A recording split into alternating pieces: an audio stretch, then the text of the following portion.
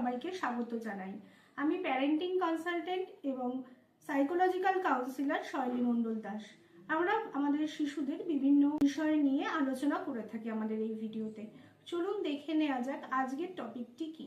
ছোট বাচ্চারা বিশেষ করে 1 থেকে 3 বছর বয়সে খাবার ছুঁড়ে ফেলতে পারে কৌতূহল, মনোযোগ, আকর্ষণ বা খাওয়া শেষ হয়ে যাওয়ার কারণে। এই অভ্যেস কমাতে কিছু উপায় অনুসরণ করতে পারেন। শান্ত থাকুন। খাবার ছুঁড়ে ফেললে বেশি রাগ বা বড় প্রতিক্রিয়া দেখাবেন না। অনেক সময় বাচ্চারা প্রতিক্রিয়া পাওয়ার জন্যই এটি বারবার করে। সহজ নিয়ম শেখান। বারবার ছোট ও সহজ বাক্যে বলুন, খাবার প্লেটে থাকবে বা খাবার ছুঁড়ে ফেলা যাবে না।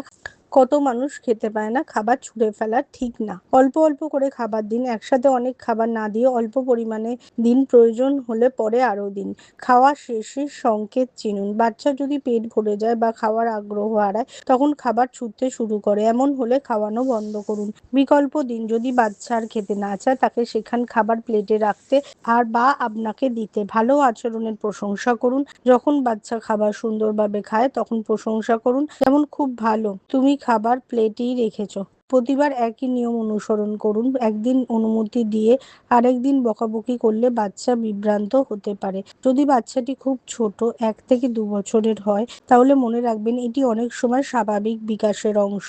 ধৈর্য ও ধারাবাহিকতা সাধারণত সবচেয়ে কার্যকর উপায়।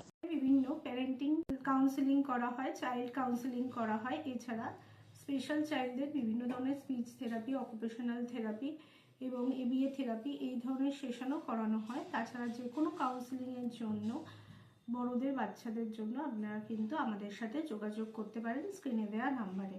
আমরা কিন্তু অতি সহজ পদ্ধতিতে আপনাদের সমস্যার সমাধান করে দিতে পারবো। নমস্কার।